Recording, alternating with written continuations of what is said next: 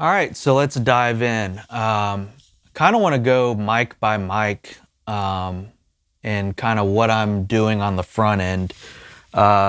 Tracking through console, that's UAD console. I am also utilizing some hardware preamps. So first off, kick in. The mic that I'm using here is the SC Electronics V-Kick mic.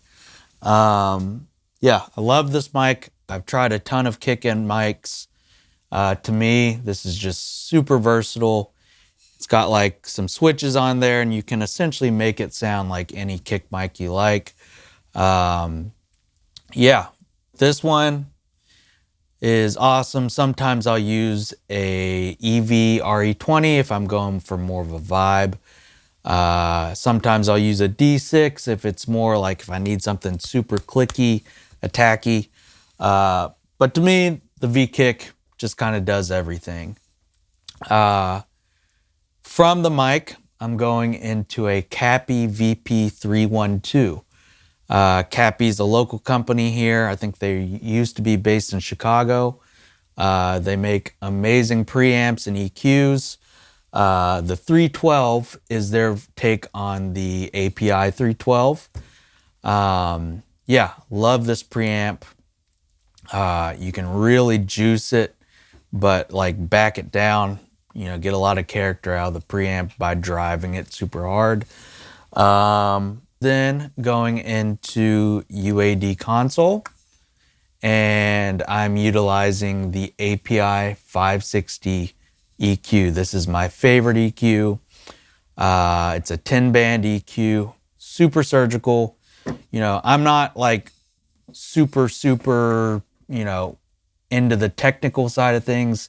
In fact, I don't really claim to exactly know what I'm doing. I like to just kind of use my ears and fine tune things to until I feel like they sound good. And because this is such a surgical EQ, you really can just move these faders around and you hear pretty quickly what that's doing. So out of the kick in, I am, trying to get a good amount of attack, nothing super clicky, where it sounds like a metal kick trigger, but something that can cut through the mix. Those are my dogs. Something where it can it can cut through the mix, but still, get a good amount of low end beef out of it. Not so much that it is going to cancel out what the kick out is doing, but also, get a lot of boxiness out of it, depending on the kick drum. That's a big thing that you need to pay attention with your kick in and your kick out, flipping phase, figuring out is this canceling out my kick in, kick out? And in my room, I use this AEA R88 front of kit mic. I use it about 5 feet out from the kit, and I do like to pull out of low end out of that mic. As far as I like having a lot of low end in that mic, so oftentimes I am going back and forth between the kick mics and those, and making sure that they're not phase canceling each other out. But yeah, this is what I'm doing on the API 560 EQ for kick in. And we'll take a listen to what that's doing. In Pro Tools, I'm typically using this SSL. I think it's the E channel, maybe? Yeah, the E channel strip. I love the EQ on this. I love the gate. Oftentimes in your kick-in mic, you're getting a lot of cymbal bleed and snare bleed, and this gate just you can very fine tune it to where it is only opening up on those hits. But yeah, here's what it sounds like with and without the E channel. So this is without.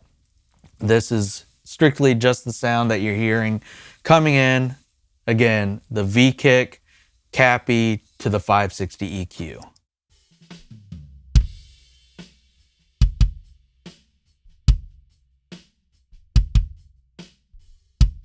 And then adding this SSL, it just focuses it a good bit.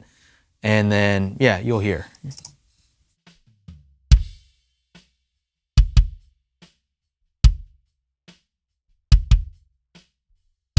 And I'll juice that up a little bit here.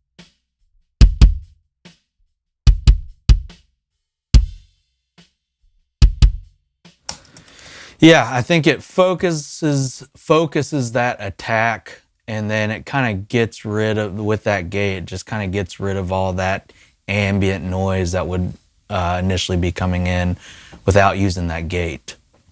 You have to be careful with gates. It really, if you're not careful, it can close off that note where like a hit, especially if you're not consistently hitting at the same velocity, like it won't open up. So yeah, be careful with gates.